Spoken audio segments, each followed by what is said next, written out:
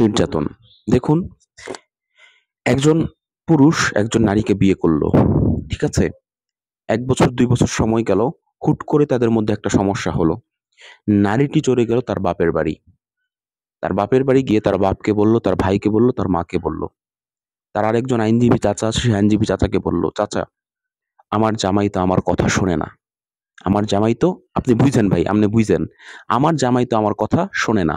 আমার জামাই কি করে? সে তার মার কথা শোনে। সে তার মতো চলতে চায়। সে আমাকে তার মতো চালাতে চায়।" ঠিক আছে? কিন্তু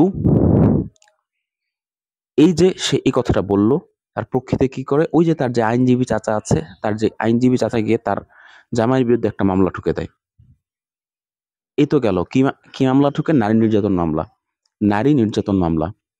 এই যে নারী নির্যাতন মামলা করল, এই পুরুষটার জীবন, সে যদি একজন সাধারণ পুরুষ হয়ে থাকে বাংলাদেশের প্রেক্ষিতে, তাহলে তার জীবন অনেকটাই শেষ। কারণ হচ্ছে, এক তো তার ইনকাম করতে হয়।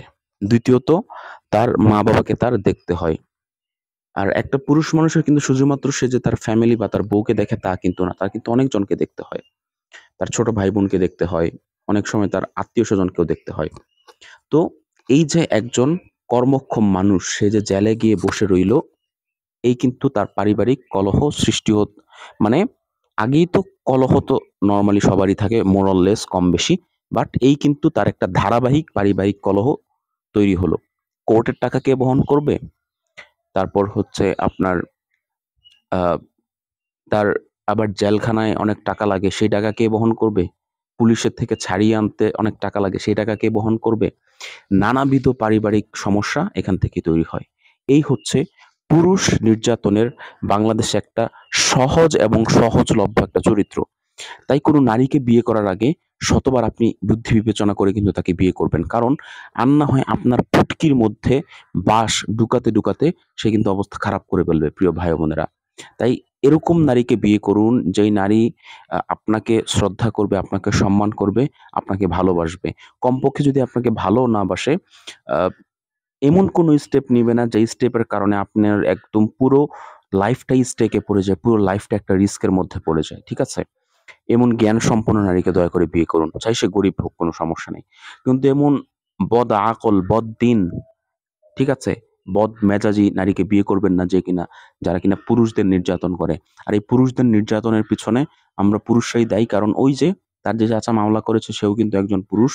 তার যে বাবা মামলা করেছে সেও কিন্তু একজন পুরুষ। তাই এই বিষয়গুলো আমাদের অবশ্যই খুব মনোযোগ দিয়ে বোঝা উচিত যে আ আপনি আপনার মেয়ে এসে আপনার কাছে একটা অভিযোগ করল আর আপনি আপনার জামাইয়ের বিরুদ্ধে একটা মামলা করে দিলেন।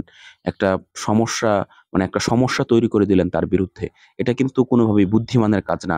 আপনি এই দুনিয়ায় আপনি কোনো হিসাব না দিলেও এই দুনিয়ায় যদি আপনি জিতে যান, কিন্তু কাল কিয়ামতের দিন কিন্তু আল্লাহ রাব্বুল আলামিনের আদালতে কিন্তু আপনাকে আবার নতুন করে জবাবদিহিতা আ আ স্বীকার হতে হবে, প্রিয় পুরুষ ভাইয়েরা, যারা কিনা পুরুষ হয়ে পুরুষের নির্যাতন করেন এবং যারা নারী হয়ে নারীদের নির্যাতন করেন। অবশ্যই আপনাকে মনে রাখতে হবে, আয-যুলমু যুলমাতুন ইলা ইয়াউমিল কিয়ামাহ।